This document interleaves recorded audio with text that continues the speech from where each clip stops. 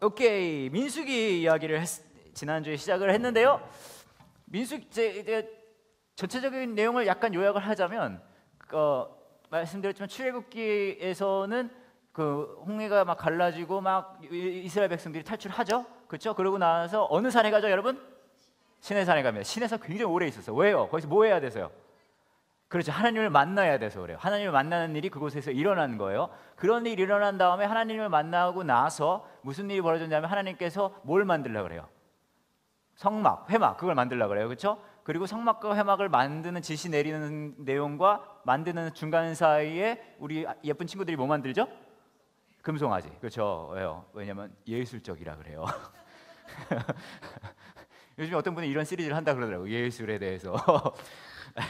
여하튼 그래서 황금송아지 만든 그런 일들이 있었습니다. 그렇죠? 그 다음에 이제 떠나기 전에 아직 떠난 거 아니에요. 떠나기 전에 레위기 시작됩니다. 레위기는 왜 필요하다고 말씀드렸죠? 하나님은 거룩하고 이스라엘 백성은 거룩하지 않아요. 그러니까 같이 쓰려면 뭔가 조치가 취해져야 하기 때문에, 그렇기 때문에 제사를 비롯한 여러 가지 규례들을 거기서 얘기를 해주는 거예요.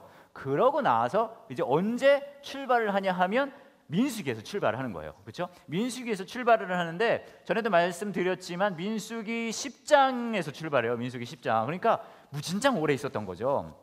민수기 10장에서 출발을 하는데, 여러분 잘 생각해 보시면 민수기 10장에서부터 이제 11절 보시면 거룩한 장막이 성막에서 구름이 거쳐 올라갔습니다. 그러고선 이집트에서 떠나지 둘째 해 둘째 날 20일이었습니다. 12절에 이스라엘 백성은 시내 광야를 떠나서 구름이 바람 광야에 멈출 때까지 옮겨 다녔습니다. 이때 처음 옮겨가는 거예요. 근데 잘 생각해 보세요.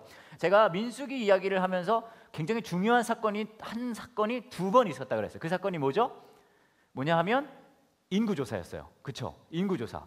자, 보시면 민수기를 보시면요, 떠나고 나서 인구조사를 하지 않아요. 언제 하죠? 떠나기 전에요. 여러분, 이게 굉장히 중요합니다. 왜 중요하냐면요, 이렇기 때문에 중요해요. 인구조사를 하는 이유는 뭐냐면요, 간단해요. 전쟁하려고 그러는 거예요. 그렇죠? 인구조사를 해야 우리가 전쟁할 수 있는 사람이 몇 명 있는 줄 알아서 그걸 가지고 이제 데이터를 바탕으로 전쟁을 할 수 있는 거잖아요. 전쟁을 하기 위해 인구조사를 하는 거예요. 그렇기 때문에 그 민수기 1장에 이제 시작하자마자 그 백성의 수를 세기 시작하는데요. 뭐라고 이야기를 하냐면은 이렇게 이야기를 합니다. 어디 갔지? 보면은요. 오케이. 3절이에요. 1장 3절. 너는 아론과 함께 20살 이상 된 모든 이스라엘의 남자의 수를 세워라. 20살 된 남자의 수. 왜냐하면 20살 남자는 주로 이때 뭐 하죠? 한국에서 입대를 하죠. 그러니까 그리고 바로 얘기해줘요. 그들은 이스라엘 군대에서 일할 사람들이다. 그러니까 왜 인구조사를 하는지 여기 정확히 얘기를 해주고 있는 거예요. 싸우려는 거예요. 근데 여러분, 이게 왜 중요하냐면요, 떠나고 나서 인구조사를 하는 게 아니라 떠나기 전에 인구조사를 한다는 얘기는요, 싸우는 것을 안다는 거예요. 그렇죠? 어디 가서 싸운다는 얘기예요? 가나안 가서 싸우는 거예요. 그 말은 다시 말하면 이 광야에서의 여정이 뭐가 있냐는 얘기냐면요, 목적이 있다는 거예요. 그렇죠? 네, 목적이 떠나기 전에 싸울 걸 아는 거예요. 싸울 준비가 돼 있는 거예요. 물론 가는 과정 속에서도 전쟁이 이제 싸움이 일어나기도 합니다. 하지만 핵심적으로 이것을 위한 거는 가나안 들어갈 때 싸우기 위해서 하는 거예요. 지난주에 또 그런 말씀 드렸어요. 인구조사가 한 번 있었던 게 아니라 몇 번 있었냐고요? 2번 있었어요. 이게 중요해요. 1장에 한 번 있었고요. 그 다음에는요 26장에서 인구조사를 합니다. 그렇다면 그 중간에 있는 25장 사이에는 도대체 어떤 일이 있었기 때문에 인구조사를 2번이나 할까요? 뭐 몇 가지 이유가 있을 수 있어요. 이거 2번 한 이유는 뭐 maybe 어쩌면 인구조사가 재밌어서 그런 걸 수도 있고요. 어쩌면은 너무 막 애를 많이 낳아가지고 막 다시 한번 해봐야 되겠다 그런 걸 수도 있고요. 하지만 여러분, 이유를 다 아시죠? 뭐가 이유죠? 말을 지지리도 안 들었어요. 그래서 1세대가 싸그리 다 죽습니다. 그러니까 2세대를 다시 집계하기 위해서 인구조사를 26장에서 2번째 하는 거예요. 26장 후반부 말씀을 보면 뭐라고 얘기를 하고 있죠? 앞에 인구조사 했던 사람은 2번째 인구조사 했을 때 한 명도 포함되지 않았다 그래요. 이거 여러분 굉장히 잔인한 얘기예요, 사실. 그죠? 이게 사실 긴 시간이 아니거든요. 민수기 1장부터 10장까지는 어떻게 가면은 우리가 옮겨 다닐 수 있는지 그런 거 얘기해주고, 이제 인구조사하고 뭐 그런 일들이 벌어져요. 10장부터 길을 떠납니다. 10장부터 길을 떠났는데 한참 옮겨 다니다가요, 민수기 후반부가 되면 어디 도착하냐 하면요, 인구조사 하고 나서 어디 도착하냐 그러면요, 요단강 바로 건너편에 도착을 해요. 네. 그러니까 여러분 40년 광야 생활했다 그러잖아요. 우리가 모세 오경인데 이제 창세기는 이거랑 상관없는 얘기가 빼고 출애굽기 후반부부터 이제 신명기까지가 그 40년 여정이 있는 거잖아요. 40년 여정이 있는데 실제 40년 여정은 어디에 다 들어가 있냐면요, 민수기에 다 들어가 있는 거예요. 그 다음에 신명기에서는요, 요걸 한번 되새김질 해줘요. 누구의 눈으로 되새김질하죠? 아시죠? 모세. 그러니까 신명기에서부터는 모세가 요단 그 간나기 요새 아시지만 모세는 거기 못 가요. 그렇죠? 그래서 한 번 더 얘기를 해줘. 예전에 이런 일이 있었지. 어쩌면은 분위기는 약간 술 한잔 한 것 같은 분위기예요, 모세가. 예, 그래가지고 약간 옛날에 이런 일이 있었지 막 그래가면서 막 그렇게 쫙 얘기를 해주는데 그 이야기는 다음에 얘기를 하고요. 다음 주에 싹 1시간에 30분 만에 하는 걸로 하고, 자 갑니다. 그렇게 해서 핵심은 이거예요. 민수기는요, 하나님이랑 거룩한 하나님, 거룩하신 하나님 같이 가는데 레위기에서 이걸 어떻게 해결할 수 있는 제사의 방법을 만들어 놓긴 했으나 이 민수기에서는 말을 역시나 예상대로 지질이 말을 안 듣는 거예요. 거기서 나오는 것은 두 가지 얘기를 결국 하는 거예요. 첫 번째 뭐냐 하면요, 인간은 정말 말을 안 듣는다. 이게 첫 번째. 두 번째가 더 중요해요. 두 번째 뭐냐 하면요, 하나님은 그래도 그들을 포기하지 않으신다요. 자, 그래서 지난주에 그 중에서도 그 이스라엘 백성들이 했던 불평, 그런 것 중에서 14장을 잠깐 같이 보았어요. 그 강연에 보시면 잔뜩 본문 말씀을 넣어놓은 게 14장입니다. 이 14장에 나오는 이야기하기 전에 어떤 일이 벌어졌냐 하면, 이제 염탐 보낸 거 아시죠? 스파이 12명 보냈어요. 12명 보냈는데 12 중에 10명이 이건 아니다라고 그런 거예요. 우린 죽는다 가면. 그리고 2명 갈렙하고 누구죠? 여호수아만 오케이 바리 렛츠고 했단 말이에요. 그러니까 백성들이 동요하기 시작합니다. 왜 여기 와서 우리를 죽게 만드느냐, 이런 거 하는 거예요. 그죠? 그러니까 하나님이 화나요, 안 나요? 화나요. 그런 일들이 이제 벌어지고 있는 거예요. 그래서 그 이야기를 하시다가 제가 지난주 후반부 이 말씀을 드렸어요. 9절에 이렇게 얘기를 하고 있죠. 9절까지 했던 것 같아요. 여호와를 배반하지 마십시오. 그 땅의 백성을 두려워하지 마십시오. 그들은 우리 밥이나 마찬가지입니다. 얘기를 합니다. 그들을 두려워하지 마십시오. 이렇게 얘기를 하고 있어요. 그리고 제가 지난주에 말씀드렸던 게, 신앙의 반대는 불신앙이 아니라 뭐라 그랬죠? 두려움이라고 그랬어요. 그렇죠? 사실은 신앙의 반대는 두려움이 아니라 하나님이 아닌 다른 걸 두려워하는 거예요. 그리고 신앙은 뭔지 아세요? 그러면 하나님을 두려워하는 거예요. 네. 이게 두 개 가치가, 제가 그리고 그 말씀드렸어요. 두려움의 대상이 되려면 두 가지 조건이 있어야 된다고 말씀드렸죠. 하나는 뭐죠? 나보다 능력이 더 있어야 되는 거고요. 두 번째는 나랑 긴밀한 관계가 있어야 된다는 거죠. 아프리카에 있는 독재자가 저와 여러분이 크게 두려움의 대상이 안 되는 이유는 아프리카의 독재자가 저나 여러분보다 힘이 없어서일까요? 아니에요. 분명히 우리보다 권력은 있을 거예요. 근데 뭐가 걸려요? 우리랑 상관이 별로 없어요. 그러니까 안 두려워하는 거예요. 그렇죠? 예. 반면에 여러분의 자녀를 여러분이 그렇게 두려워하지는 않습니다. 그렇죠? 두려워하시는 분도 계실 수 있겠지만 여하튼 그렇잖아요? 왜 그래요? 그들과는 여러분과 관계가 있어요, 없어요? 있어요. 근데 내 능력으로 넘어가요, 안 넘어가요? 근데 언제부터 자녀가 두려워지는 줄 아세요? 내 능력을 넘어서기 시작하는 거예요. 제어가 안 돼요. 그때부터 이제 두려워. 그러니까 아까 뭐 몇 분이 사춘기 뭐 그렇게 말씀하셨잖아요. 제어가 안 되는데 나랑 긴밀한 관계가 있으니까 이제 두려워지기 시작하는 거예요. 이것도 똑같아요. 전체적으로 이 두 가지가 근데 그대로 적용이 되는 이유가, 하나님께서 성경을 통해서 자신이 어떤 하나님인지 딱 두 가지로 말씀을 하세요.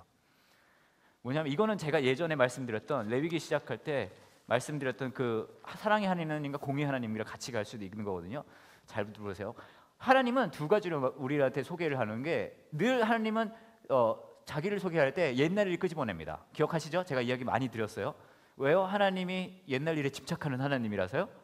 아니에요. 기억하는 게 중요한 거기 때문이기도 하고 그 내용 자체가 중요하기 때문이에요. 그 내용은 이런 내용이에요. 어떤 내용이냐면요, 나는 너희의 하나님이다. 그렇죠? 내가 뭐 했다고? 너희를 어디서 끄집어냈다고요? 이집트에서, 애굽에서 끄집어냈다. 이 두 가지가 왜 중요하냐면요, 이 두 가지에 맞아 들어가기 때문에 그래요. 첫 번째 뭐냐 하면 나의 능력보다 더 뛰어난 하나님이라는 걸 하나님이 보여주는 거예요. 이집트에서 나올 때 이스라엘 백성들이 자기 힘으로 나왔어요? 아니에요. 못 나왔어요. 누구 힘으로 나왔어요? 하나님 힘으로 나왔어요. 그걸 기억하게 되면 하나님이 나보다 능력 있는 하나님이라는 걸 알게 돼요? 모르게 돼요? 알게 돼요. 이게 또 오케이, 하나 더 말씀드릴게요. 그 다음에 그 앞에는 뭐라고 얘기하죠? 나는 누구의 하나님이라고요? 나는 너의 하나님이라고 얘기해요. 그렇죠? 그 말은 다시 말하면 뭔지 아세요? 우리랑 이스라엘 백성이랑 관련이 있다는 거예요? 없다는 거예요? 그렇죠? 그 말은요, 이 두 가지 이야기하시는 게 두려움의 조건이랑 맞아요, 안 맞아요? 맞아요. 그렇죠? 두려움이라는 것은요, 어떤 면에서 그러니까 막 공포 영화 두려움 있잖아요. 하얀 소복을 입고 케찹을 여기다 바르고 뭐 그런 거. 물론 그런 거의 두려움도 있겠지만 실질적으로 이 문제거든요.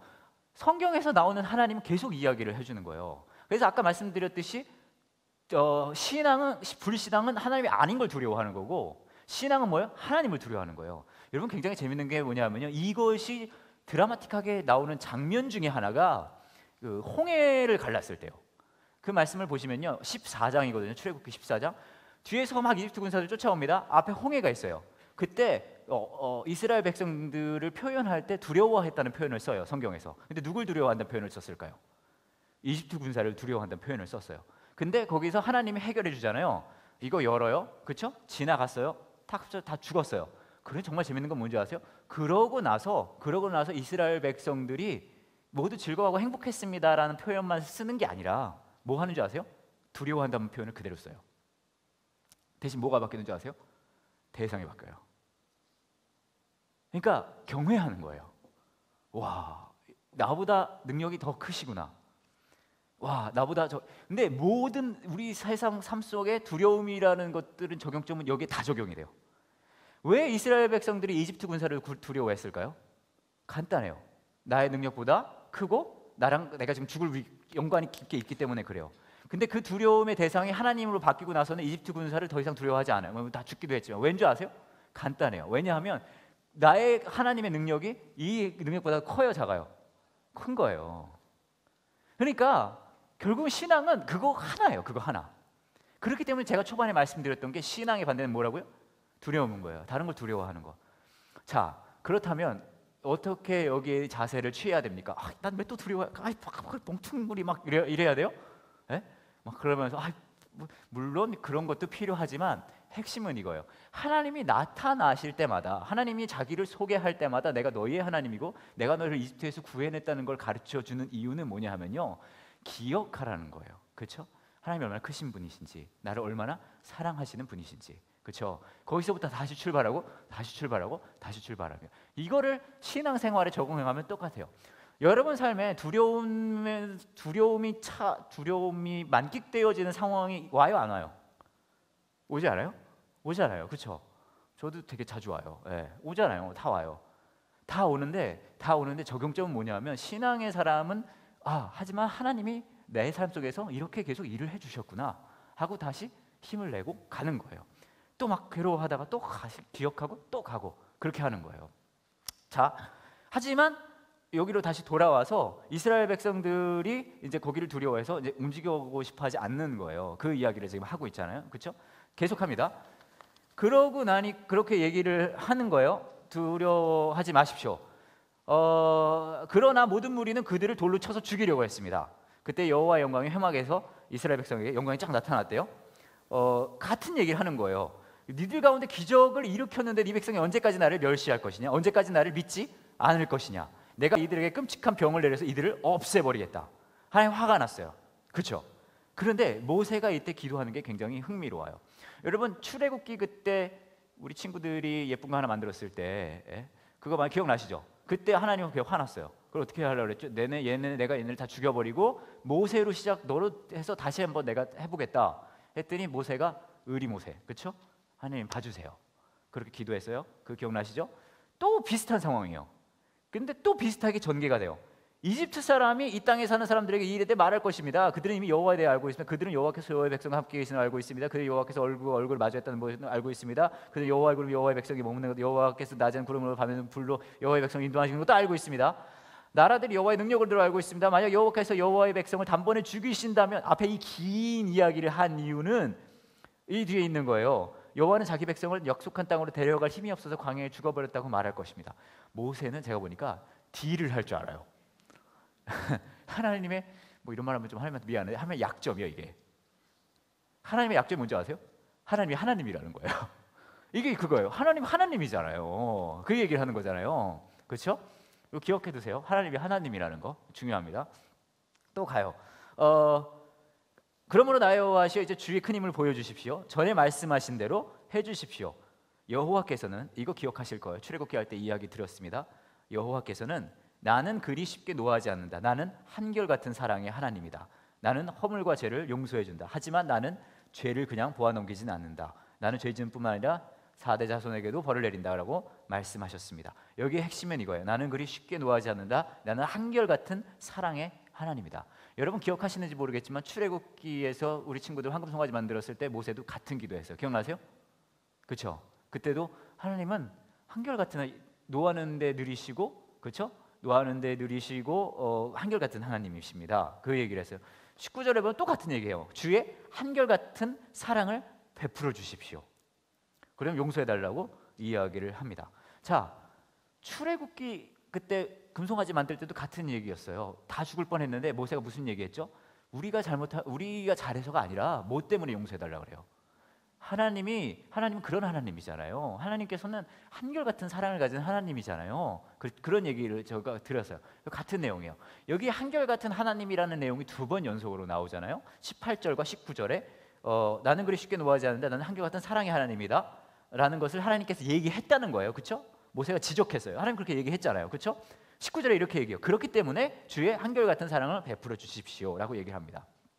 이 한결같은 사랑이 히브리 말로 뭐냐면요, 헤세드예요. 헤세드. 자, 이게 왜 중요하냐면요, 지금 이스라엘 백성 잘했어요, 잘못했어요? 잘못했어요. 근데 이 한결같은 사랑이 있기 때문에 모세가 얘기하는 건 이거예요. 이 이스라엘 백성을 버리시면 안 된다는 거예요. 그렇죠? 그리고 하나님께서 이 기도를 들어주세요. 이게 왜 중요하냐면요, 이것이 민수기 내용에 다예요. 앞에 인구조사 했을 때랑 뒤에 인구조사 했을 때 수만 가지 잘못들을 막 해요. 막 불평하고 막 그래요. 근데 하나님이요, 이스라엘 백성을 버려요, 안 버려요? 안 버려요. 물론 세대가 바뀌기는 하지만 이스라엘 백성을 버리진 않으십니다. 이게 굉장히 재밌는 게 넘어가서 후반부 보시면, 민수기 후반부를 보시면 무슨 이솝우와 같은 얘기 나와요. 여러분 읽어보셨는지 모르겠는데 당나귀가 말을 해요. 네. 기억하시죠? 그 모압 왕인 발락이, 이름도 비슷한 사람들이요. 발락이 이 사람들, 이스라엘 사람들에 대한 얘기를 듣고 숫자도 많아지고 우리한테 위험이 되겠다, 가까이 오고 있었거든요. 모압이 중간에 있어요. 그 가나안 가는 길에. 그거 되게 무서운 거예요. 그래가지고 용한 점쟁이, 이거 그 사람 한 명 부릅니다. 그 사람이 누구예요? 발람이에요. 발람. 네, 발람을 불러서 부탁을 하는 거죠. 돈을 이렇게 좀 잘 대접을 잘해준 다음에 여기에 대해서 저주를 좀 내려주면 좀 잘 되겠다, 그렇게 생각을 한 거예요. 근데 이렇게 막 원래는 하나님께서 가지 말라 그랬죠, 그죠? 근데 너무 잘해주니까 또 잘해주면 가고 싶잖아요. 그래서 갑니다. 당나귀를 타고 가요. 당나귀를 타고 당나귀가 안 움직이는 거예요. 그럼 당나귀를 막 때리잖아요. 당나귀 확 때리는데 당나귀 끝까지 안 가요. 물론 몸부림은 쳤겠죠. 낑낑낑 막 이렇게, 그렇죠? 안 가요. 확 하다가 이게 되게 재밌는 게, 그러다 하나님이 당나귀 입을 연다고 해요. 그때부터 당나귀가 짜증을 내기 시작해요. 막 내가 지금까지 주인이 모시지 않았어요. 왜 내 평소에 이런 적 있어요? 막 이래요. 성경 너무 재밌지 않아요? 당나귀가 주인한테 짜증을 내는 거예요. 에이씨 막 그러면서 내가 당나귀 노릇하니까 당나귀로 보이나 막 그러면서 그러면서 뭐라고 그러다가 이제 보이는 거예요. 앞에 가면은 죽는 거를 보게 되는 거예요. 천사가 이렇게 막 뭘 들고 죽이려고 기다리고 있는 거를 당나귀도 본 거를 이 사람이 못 보는 거예요. 근데 정말 재밌는 게 이거예요. 이 사람의 직업이 영어로 하면 seer예요. seer. seer는 뭐예요? 보는 사람이란 뜻이거든요. 되게 웃기는 게 당나귀도 보는 걸 이 보는 사람은 못 보는 거예요. 예, 그게 이제 하나의 아이러니, 이런 거기 안에 사실 워드 플레이라고 그럴까요? 그런 게 사실 들어있긴 하거든요. 여하튼 그건 그거고, 그 말씀을 드리려고 그런 건 아니고요. 이게 굉장히 길게 많이 나와 있어요, 이 이야기가. 핵심은 이거예요. 모압 왕 발락은 발람을 데리고 가서 이스라엘 백성들을 이렇게 보여줍니다. 뭘 하기를 원해요? 저주를 내리기를 원해요. 그렇죠? 근데 하나님께서 이 발람을 통해서 저주를 하게 두지 않으세요. 근데 이게 왜 재밌냐 하면요, 여러분 생각해 보세요. 앞에 이스라엘 백성들이 말 들었어요, 안 들었어요? 이게 보면 되게 무슨 가정집 같아요. 막 거기다가 핵심적으로 너희들은 광야에서 다 죽을 거라고 얘기했어요. 그때부터 이 애들이 더 히스테리컬한 증세를 보여요. 막 반찬투정하고 그러잖아요. 막 별의별 일 다 일어나잖아요.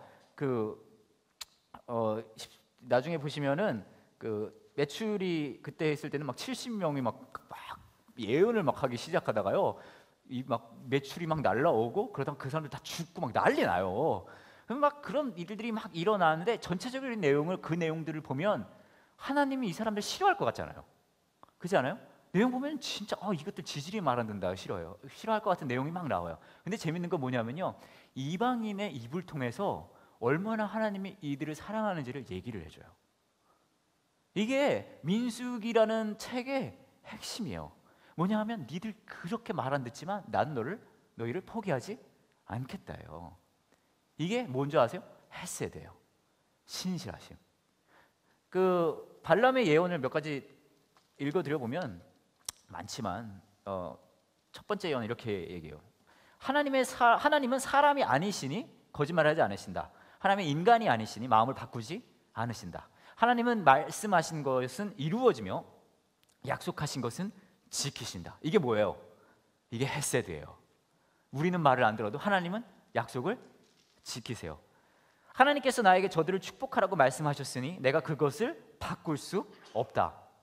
하나님께서는 야곱 백성에게 아무런 잘못도 찾지 못하셨고 이스라엘에게서 아무런 죄도 찾지 못하셨다네. 그들의 하나님이신 여호와께서 그들과 함께 하시니 그들이 자기들의 왕을 찬양할 것이다. 두 번째 예언에서는 이렇게 얘기를 합니다. 이게 약간 더 뭐라 해야 될까, 좀 오글거려요, 내용이. 하나님은 오글거리는 표현도 굉장히 잘하시는 것 같아요. 하나님의 말씀을 들은 사람의 말이라. 나는 전능하신 분에게 환상을 보았고 그분 앞에 엎드릴 때 내 눈이 열렸도다. 잘 보세요. 당나귀 타고 갈 때 눈이 보였어요, 안 보였어요? 안 보였어요. 근데 지금 뭐라고 얘기했어요? 눈이 열렸도다. 야곱 백성아, 너희의 장막은 아름답고 이스라엘아, 너희의 집은 아름답구나. 너희의 장막은 골짜기처럼 펼쳐졌고 강가의 동산 같구나. 여호와께서 심으신 침향목 같고 물가에서 자라는 백향목 같구나. 이스라엘의 물통은 언제나 가득 찰 것이며 이스라엘의 씨는 물을 가득 머금으리라. 그들의 왕은 아각보다 위대하고 그들의 나라는 매우 큰 나라가 될 것이다. 이 내용은 결국 어떤 내용이냐면 이게 굉장히 재미있는 게요, 얼마나 하나님이 이스라엘 백성을, 잘 들으세요, 예뻐하는지에 대해서요. 그렇죠? 이게 굉장히 재밌어요. 얼마나 하나님이 이들을 예뻐하는지. 그러니까 민수기의 내용은 말 더럽게 안 듣는 애들을 니들 막 죽이기도 하고 막 달리고 어르고 하다가 결국 무슨 얘기하냐면 니들이 아무리 그래도 나는 너희를 포기할 수 없어요. 하나님의 신실하심, 그것을 보여주고 있어요. 굉장히 민수기 내용이 많긴 하지만 한 가지만 더 짚고 넘어가도록 하겠습니다. 20장에 보시면 여러 가지 뭐라 그럴까요? 불평 불만을 했던 내용들 중에 민수기 20장을 보시면은요, 이런 내용이 나와요. 21장이요. 21장에 보시면은요, 4절에 이렇게 나옵니다. 굉장히 불평 계속 했잖아요. 그 중에 하나인데 여긴 좀 독특해요. 이스라엘 백성이 호르산을 떠나 홍해로 가는 길을 따라갔습니다. 그 길로 들어간 것은 에돔 나라를 돌아서 가야 했기 때문이다. 하지만 백성은 참을성이 없어졌습니다. 백성은 참을성이 없었어요. 그들은 하나님과 모세를 원망하며 이렇게 말했습니다. 왜 우리를 이집트에서 데리고 나와서 이 광야에서 죽게 하는 거예요? 여기엔 빵도 없고 물도 없어. 이 형편없는 음식은 이제 지긋지긋하오. 그러자 여호와께서 백성에게 독사를 보내셨습니다. 독사가 백성을 물어 많은 사람이 죽었습니다. 백성이 모세에게 말했습니다. 우리가 당신과 여호와를 원망함으로 죄를 지었습니다. 여호와께 기도드려서 이 뱀들을 없애주십시오. 그래서 모세는 백성을 위해 기도드렸습니다. 굉장히 중요한 부분이 이제부터 나옵니다. 여호와께서 모세에게 말했습니다. 구리뱀을 만들어서 장대에 매달아라. 뱀에 물린 사람은 그것을 쳐다보면 살 것이다. 그리하여 모세는 구리뱀을 만들어 장대에 매달았습니다. 뱀에 물린 사람은 누구든지 그것을 쳐다보면 살아났습니다. 이게 왜 독특하고 유니크한지 아세요? 이게 왜 특별함이 있는지 아세요? 요한복음 3장 16절 유명하죠. 하나님이 세상을 이처럼 사랑하사 독생자를 주셨으니 누구든지 이를 믿는 자는 멸망치 않고 영생을 얻으리로라, 그러잖아요. 그건 굉장히 유명한데 그 앞에 나온 말씀이 있어요. 그 앞에 이 내용이 나와요. 요한복음 3장 16절의 전 내용을 보시면은 니고데모가 잘 아시잖아요. 예수님을 밤중에 찾아와서 얘기하는 거예요. 당신 대단한 분이라 그러시잖아요. 그러니까 예수님께서 갑자기 이렇게 얘기를 합니다. 다시 태어나라, 뭐 그런 얘기해요. 그렇죠?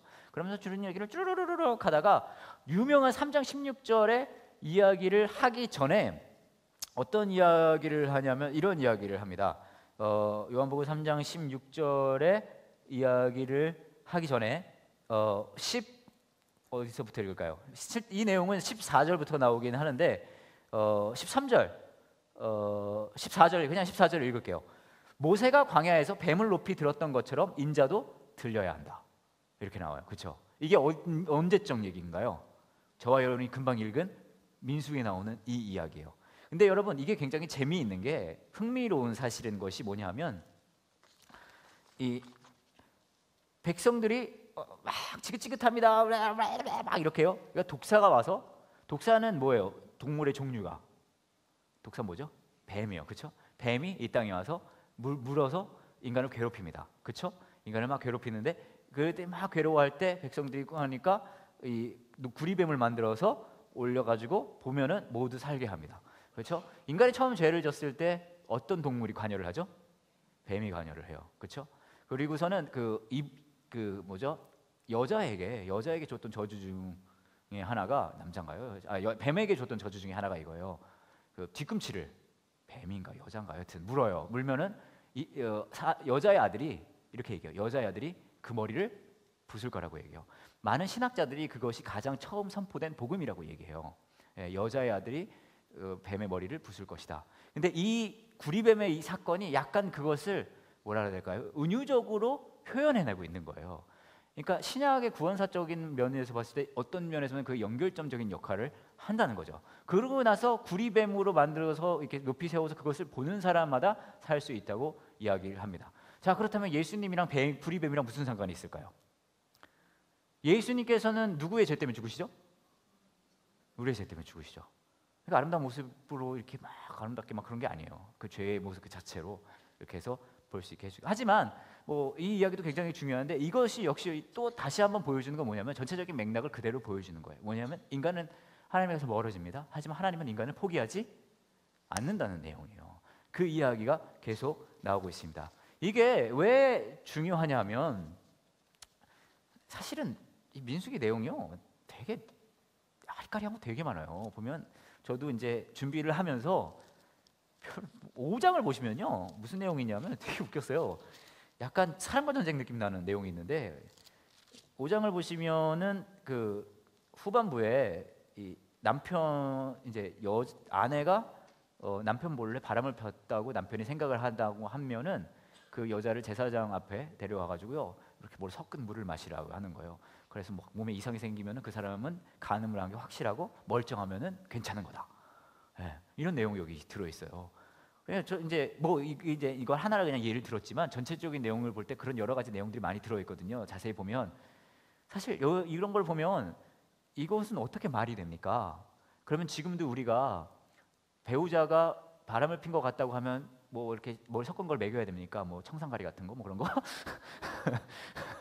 농담입니다. 그런 거 먹여서 멀쩡하면 역시 하나님이 지켜주셨구나 그런 겁니까? 아니면 예상대로 그대로 훅 가면은 역시 내 예상이 이런 겁니까? 사실 이걸로 설명할 전 잘 모르겠어요. 모른다가 답인 것 같고 하지만 한 가지 확실한 건 전체적인 맥락에서 봤을 때 그런 건 있어요. 하나님께서는 이스라엘 백성들이 정결하기를 원해요. 하나님은 이스라엘 백성이 정결하길 원하는 이유는 뭐냐면 하나님은 이스라엘 백성이 자신의 백성인 것을 인지하고 그것을 누리기를 원한단 말이에요. 근데 이스라엘 백성들은 뭘 좋아하냐면 그것을 그렇게 원하지는 않는다는 얘기예요. 대신에 뭘 원하냐면 내가 그냥 원하는 것들을 원해요. 여러 가지 다른 것들. 그러니까 불평 불만이 나오는 거예요. 메추리 그 고기 사건도 역시 마찬가지고요. 막 그런 게 막 나온단 말이에요. 그 메추리 사건도 굉장히 재밌는 게 뭘 먹고 싶다 그래요? 고기가 먹고 싶다는 거예요. 얼마나 이 아이들이 앙증맞아요. 그렇지 않아요? 만나가 지겹대요. 아니 솔직히 여러분 같아도 맨날 만나 먹으면 지겹지 않을까요? 그렇죠? 네, 지겹잖아요. 고기 먹고 싶을 거 아니에요. 예전에 갔던 이집트 가든이라든지 그런 데서 거기 가지고 고기 구워 먹던 그런 거 생각날 거 아니에요. 먹고 싶은데 그거 없지 않아요. 저는 확실히 공감이 가요. 근데 이게 굉장히 재밌는 게 뭔지 아세요? 하나님께서 고기를 줘요, 안 줘요? 줘요. 막 줘요. 막 메추리들이 막 근데 웃기는 건 뭔지 아세요? 그 사람 다 죽어요. 나중에는. 근데 핵심은 이거예요. 뭐냐면 우리는 흔히 종교라는 것을 종교 넘어가고 신앙이라는 것을 이것을 통해 내가 원하는 것을 얻는 것으로 생각하기가 쉬워요. 이 사건이 그걸 그 자체로 보여줘요. 그러니까 하나님이 그걸 막 줘요. 막 주는데 결국 어떻게 돼요? 죽어요. 다 막 왜냐하면 하나님께서 원하시는 건 뭐냐면요, 하나님이 이 백성의 주인이시라는 걸, 하나님이시라는 걸 인지하고, 그것을 인지하게 되면 어떻게 되는 줄 아세요? 어떻게 되냐면 광야에서 전진을 하게 돼 있어요. 어디로 가요? 가나안으로 가는 거예요. 하나님께서 보여주신 그걸로 가는 거예요. 자, 여기서 한 가지 더 짚고 넘어갈 게 있어요. 이게 어려운 이유는요, 이스라엘 백성들이 가나안 가봤어요? 안 가봤어요? 안 가봤어요. 지금 내가 있는 곳은 멋지고 아름다운 곳이에요? 광야예요? 내가 지금 광야에 있는데 하나님께서 이렇게 얘기합니다. 가나안이라는 것을 보여주겠다고. 거기 갈 수 있을 거라고 얘기해요. 믿음이 쉽게 갈까요? 안 갈까요? 안 가죠. 그게 정상이에요. 그렇죠? 플러스 첩자가 12명이 정찰대가 갔어요. 갔다 왔는데 이분은 가면은 그냥 들어가면 돼. 입주만 하면 돼요? 아니에요. 뭐예요? 막 우리보다 힘도 세고 우리는 거기에 비하면 메뚜기 같다고 하잖아요. 막 그런 얘기 하니까 당연히 그러면은 움직이고 싶어요? 가고 싶어요? 안 가고 싶어요?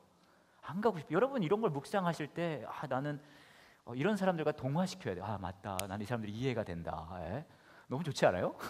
예. 근데 핵심은 이거예요. 이 모든 상황이 최악으로 가면 갈수록 빛나는 건 뭔지 아세요? 더 드러나는 건 뭐냐면 하나님께서 하나님 되심이 드러나는 거예요. 그렇다면 아까 이야기했던 그 부분으로 다시 가요. 뭐의 문제예요? 두려움의 문제인 거예요. 신앙의 문제인 거예요. 정리해서 그러면 무슨 이야기를 도대체 하고 싶은 겁니까? 간단해요. 모세오경 출애굽기부터 끝까지 결국 같은 내용이에요. 아까 말씀드렸듯이 하나님은 이스라엘 백성을 사랑하고, 그리고 하나님께서는 이들의 삶을, 앞으로의 일을 책임져주고 공급해 주실 수 있는 분이시라는 거예요. 근데 그 방법을 어떤 방법으로 하냐면 그들에게 가장 편안하고 달콤한 방법으로 하지 않고 하나님이 가장 하나님 되는 방법으로 그 일을 하신다는 거예요. 그런데 문제는 뭐냐 하면 그 방법으로 그런 일을 하실 때에 그때의 이스라엘 백성들이 막 어려움을 느낄 수가 있다는 거잖아요. 근데 핵심은 이거예요. 신앙은 이 하나님이 하나님 되는 것을 누리는 과정이거든요. 하나님이 하나님 되는 것을 누리는 과정. 자, 요 정도까지 이야기를 하고요. 한 가지 이제 약간 적용점을 드리면, 그렇다면 이것이 우리 신앙생활에 어떻게 적용점이 될 수 있습니까? 그냥 간단해요. 뭐냐면 저와 여러분의 삶 속에도 아까도 말씀드렸듯이 제어할 수 없는 그런 두려움 환경들이 많이 일어날 수 있어요. 그렇죠? 그런 환경들이 많이 일어날 수 있는데 그럴 때마다 하나님께서 가장 원하시는 건 그 상황 속에서 하나님이 되고 싶어 하시는 거예요. 이게 말은 되게 쉽고 막 그냥 아멘이 절로 나올 수도 있으나 실제 상황에서는 굉장히 어렵고 힘든 일이란 말이에요. 최근 저희 교회에서도 막 아프신 분들도 많이 계시고, 갑작스럽게 큰 병을 가진 것을 발견하게 되시는 분들도 계시고, 또 재정적으로 관계적으로 어려움을 겪고 계신 분들도 분명히 있어요. 많이 계신단 말이에요.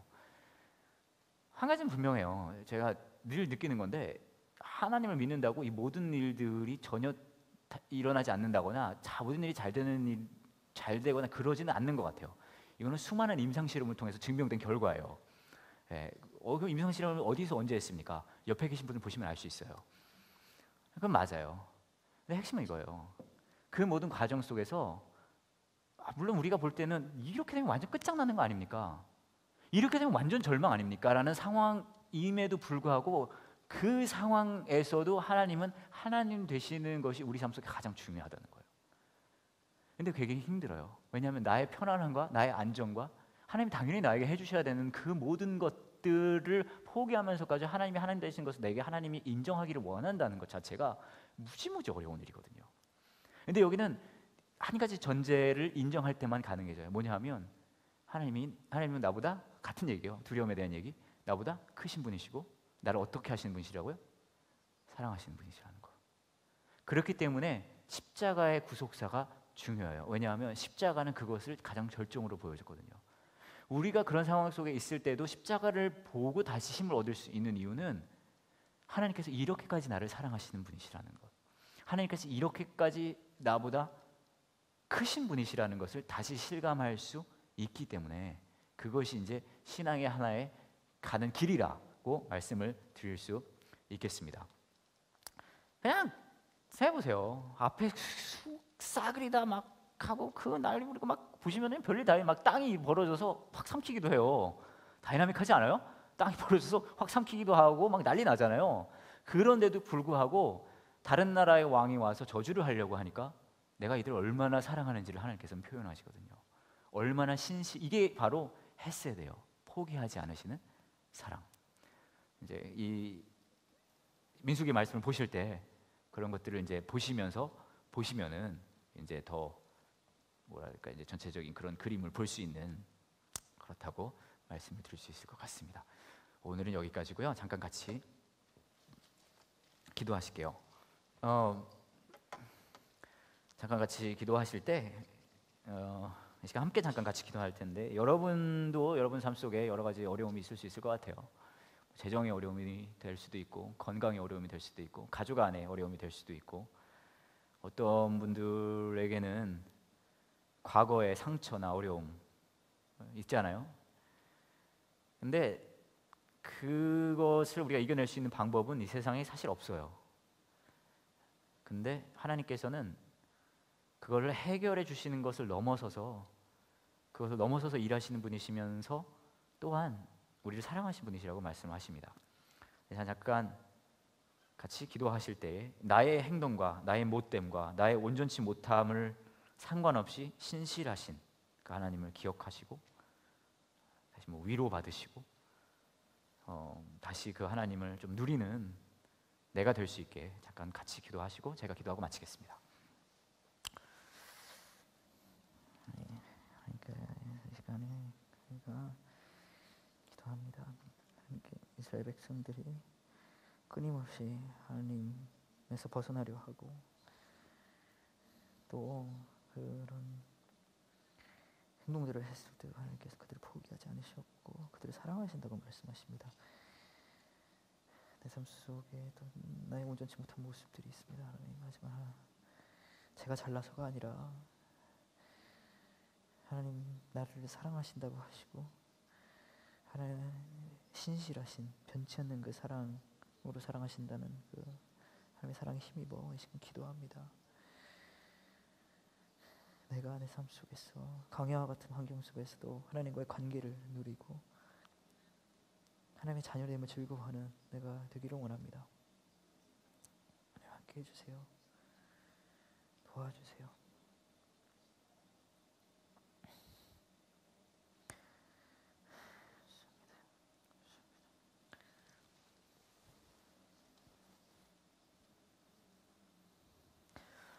하나님, 저희가 오늘 밤에 같이 배운 민수기의 말씀 속에서 이스라엘 백성들이 얼마나 하나님을 부인하고 또 자신의 원하는 것들을 쫓아서 그렇게 헤맸는지, 그렇게 다녔는지 우리가 보았습니다. 우리의 삶도 역시 그와 다르지 않는 것을 발견합니다.